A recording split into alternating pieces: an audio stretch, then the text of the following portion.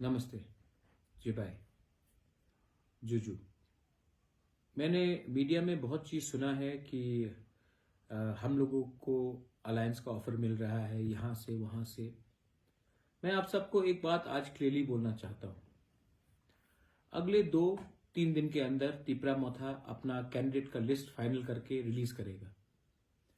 बहुत लोगों ने मुझे फ़ोन किया है और मुझे दुख लगता है कि बहुत लोग जो मेरे ही पार्टी से हैं वो लोग बोल रहे हैं कि कुछ तो मिल रहा है, अलायंस कर दीजिए, कुछ तो मिल रहा है। मैं कुछ तो मिल रहा के लिए मैंने तिपरा मोथा को और अपने गांव में जो हमारे गरीब तिपरासा है, जो भूखा है, जिसके पास कपड़ा नहीं है, जिसके पास घर नहीं है, वो जो आशा बनाकर बैठा है कि बुबागरा आपको कुछ देगा, हमारा देश में हमें कुछ मिलेगा 70 साल के बाद, मैं उस कुछ के लिए नहीं आया हूं। मैं संविधान का, हमें कॉन्स्टिट्यूशनल प्रोटेक्शन चाहिए, कॉन्स्टिट्यूशनल सोल्यूशन चाहिए। आज हम लोग भूमिहीन हैं और हमें अगर अपना जमीन को बचाना है तो हमें कॉन्स्टिट्यूशनल राइट्स मिलना पड़ेगा।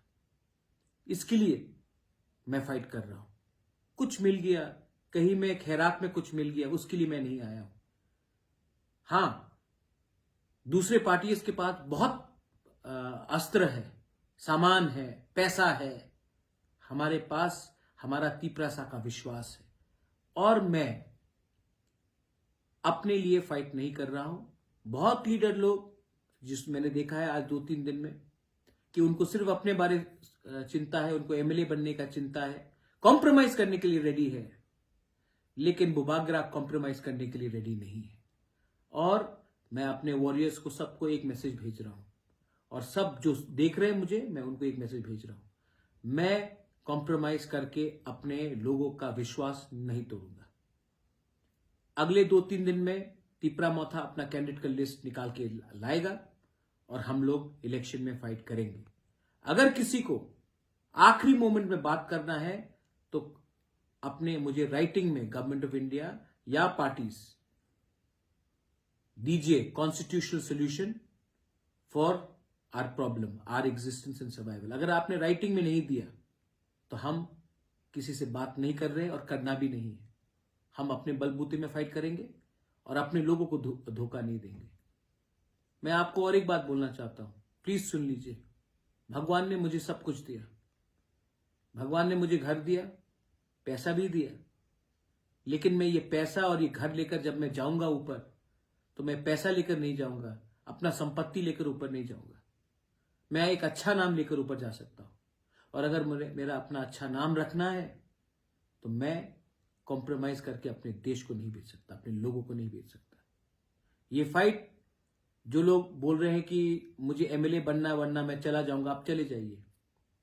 जो लोग बोल रहे हैं कि अगर आप ये करेंगे तो मुझे ये चाहिए, आपको एक बात मैं बोलना चाहता हूं कि आप लोग भी शर्म करो। ये फाइट हमारा 13 लाख लोगों का है। ये फाइट सिर्फ 20 लोगों को कहीं में पहुंचाने का नहीं है, 25 लोगों को एमएलए बनाने का नहीं है, 30 लोगों को एमएलए बनाने का नहीं है। ये फाइट हमारा अधिकार का है और ये अधिकार आपके पास तभी आएगा जब कानून बनेगा, आईन बनेगा, संविधान में बनेगा और हमें अपना प्रोटेक्शन मिलेगा। तो मैं कॉम्प्रोमाइज नहीं करूंगा। तिपरा मोथा वॉरियर्स, मैं अगले 3 दिन के अंदर, 2 या 3 दिन के अंदर मैं कैंडिडेट्स का लिस्ट निकालने वाला हूं। आप लोग रेडी हो जाइए। मत पूछिए कि कौन आपका एमएलए बनेगा, ये पूछिए कि तिपरा लैंड मिलेगा कि नहीं मिलेगा, ग्रेटर तिपरा लैंड मिलेगा कि नहीं मिलेगा। मत पूछिए कि ये मेरा एमएलए होगा या ये हमारा एमएलए होगा। ये पूछिए कि अगर थानसा रहा तभी 13 लाख लोगों को कुछ मिलेगा।